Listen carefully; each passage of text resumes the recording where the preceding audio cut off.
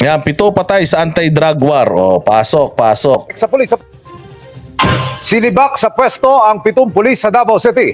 Kasunod dyan ang pagkasawi ng 7 ring suspect sa police operations mula nang ideklara ni Mayor Baste Duterte ang pinaigting nilang gera kontra droga. Nakatutok si June Veneracion. I hereby declare a campaign that this city is at war against drugs. Kung di mo mohawa, di mo undang, patyon tamo. Mula nang ideklara ang gera kontra droga ni Davao City Mayor Baste Duterte nitong Biyernes hanggang kahapon, umabot na sa 7 ang mga napatay sa mga anti-illegal drug operations sa lungsod. Ayan may baril. Water gun, ano ba yung binunot niya? Candy? Ano ba yung armas niya? Sumpet? Tirador? Ayan baril.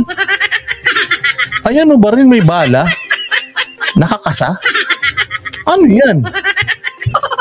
Abay, natural. Pagka naglabas ng ganyan, babarilin mo rin. Kaya ka nga may baril eh. E di sana ganito gawin nyo. Lahat ng mga pulis, tanggalan nyo ng baril. Lahat ng pulis, tanggalan nyo ng baril. Bigyan nyo sila ng, ng lato-lato.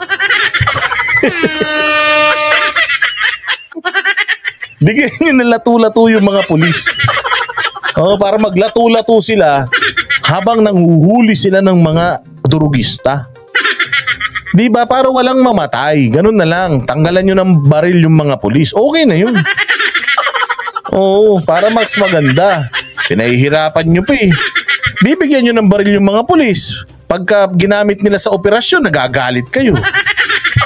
O, ibigyan nyo na lang ng ng sinturon. Di ba? Pwede sinturon. O kaya latigo.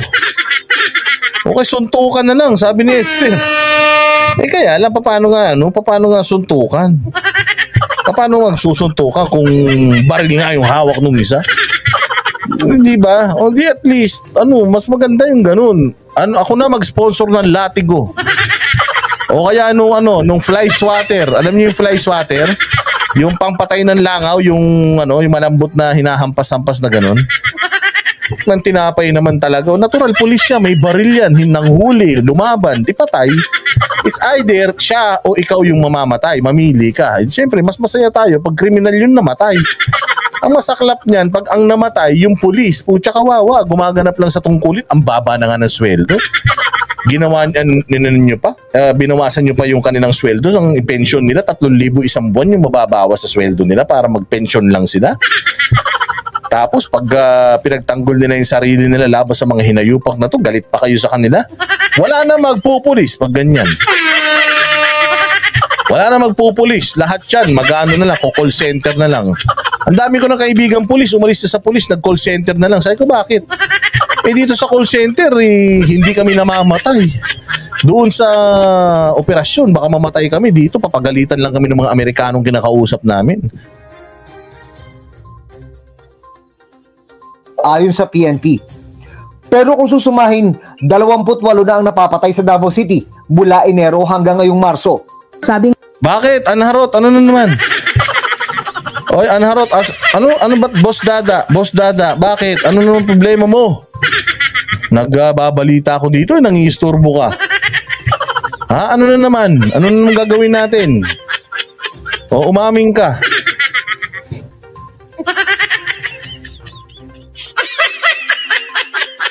Nga po ng ating Chief PNP, one death is too many. Kaya nga po pinaiimbestigahan po ito ng PNP leadership. Nirelieve at dinesarmahan na raw ang mga Kaya nga, if one death is too many, wag na kayong magbigay ng baril. Wag na kayo mag-issue ng baril sa mga pulis. O kaya mag-issue kayo ng baril sa mga pulis, wag niyong bigyan ng bala. Oo, tanggalan niyo ng bala para maganda. O ganun ang gawin natin para walang mamatay. One death is too many pala eh. Ako na nagde-declare in aid of legislation. I declare a resolution. And in the resolution, it dictates that no police can carry a firearm with a bullet in the chamber. Ganun, gawin natin. Wala nang bala, baril na lang. O kaya, mamili ka. Ano gusto mo, baril o bala? Oh, doon na ako sa baril kasi at least medyo nakakatakot. Mahirap na may bala ka o babatuin mo ng bala. Dadakutin mo tas ihahagis mo ganun.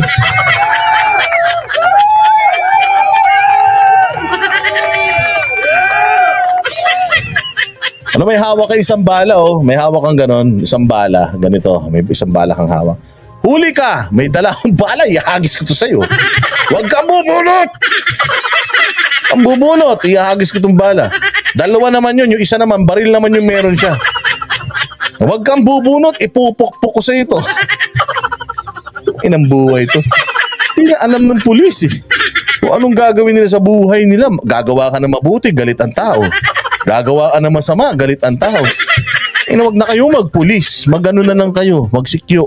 Pulis sa sangkot sa operasyon habang nagsasagawa ng masusing investigasyon ang Internal Affairs Service ng PNP kung nasunod ba ang Police Operational Procedure sa mga isinagawang buy-bust operation. 7 pulis Davao na ang nirelieve.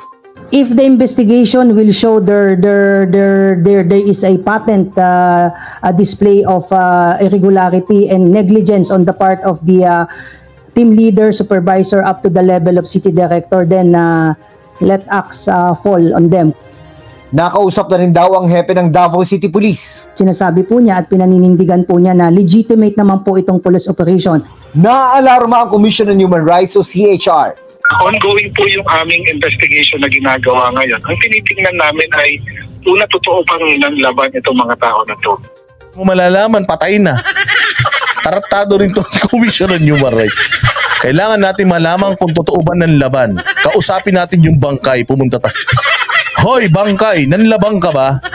Sasabihin ng bangkay, tanga, patay na nga ako, di natural, nanlaban ako. Alam nga naman, hindi ako nanlaban, di buhay ako sana. Gunggong din talaga itong mga Commission on Human Rights na ito. Kahit kailan. Tamo sila nagsabi nun. Kailangan natin malaman kung totoo ba na nanlaban sila. Tangina niyan. O di pupunta ka ron sa lamay. Kailan pong last lamay? Huwag niyo muna ilibing.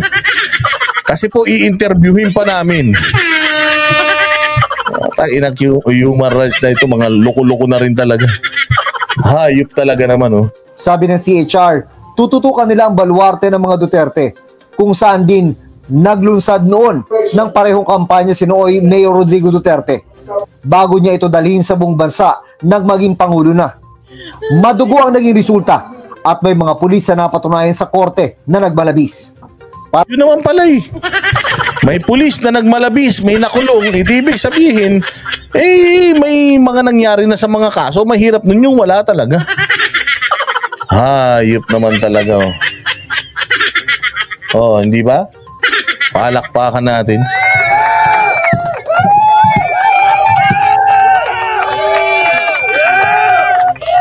Oh, Commission on Human Rights.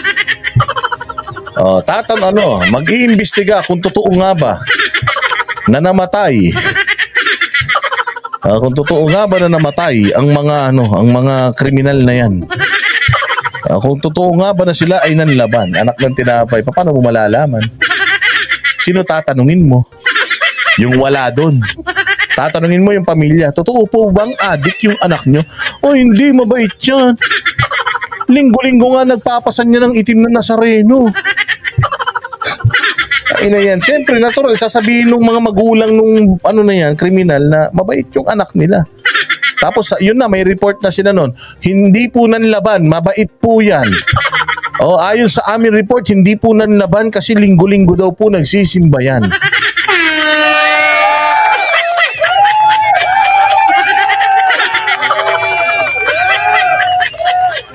Ina niyan, human rights, ganito gawin ninyo ganito gawin ninyo, Commission on Human Rights. Mag-employ kayo ng maraming tao, taas lahat ng presinto sa Pilipinas, lagyan nyo ng tao nyo. Lahat ng police operation, sumama kayo. Para pag bumunot ng baril yung mga hinuhuli, kayo yung gagawin panangga. Pag namatay kayo, ibig sabihin nanlaban.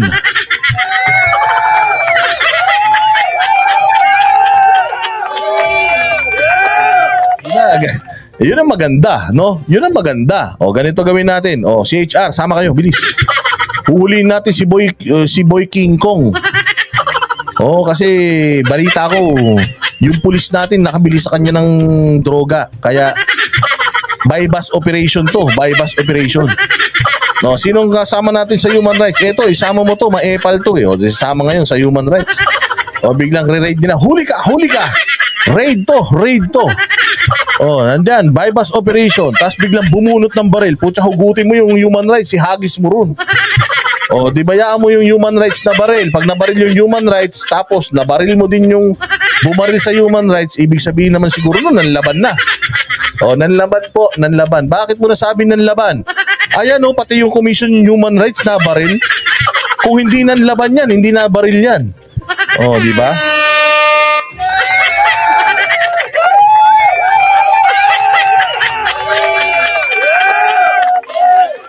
Tragis yan. Hayop na buhay ito. Sabi ko, magla-live ako 1 oras na, 2 oras na naman tayo, matulog na tayo. Hindi, request ko yun sa mga pulis. Duty Patroti, huwag kang mag-alala, pupunta ako bukas sa Krame. I-request ko yung kay Kernel Suave. Kernel Suave, ganito po, ang gawin po natin, mamili po kayo sa mga options na aking recommendation. Baril o bala? Oh. Kailangan isa lang doon ang pipiliin nila, baril o bala. Oh, kung pwede baril lang, walang bala. Para hindi sila makadisgrasya. O kaya, kung gusto nyo naman, itong mga taga-human rights, matatapang naman niya, isama nyo na yung akbayan. O tapos, pagka nanlaban, ipapananggalang natin itong mga taga-human rights dahil mga kaibigan naman yata ng mga kriminal yan. O yun na lang, yun ang option natin. Ay, baka naman sakali, hindi ba? Oy, Jeng Mabiskay, shout out sa iyo dyan sa Davao City. O kayo ba dyan sa Davao City? Happy ba kayo? Happy ba kayo kay Basti Duterte? Grabe kayo ha. Baka mamaya O ganun na lang, ganun na lang. O hindi ba? O lang.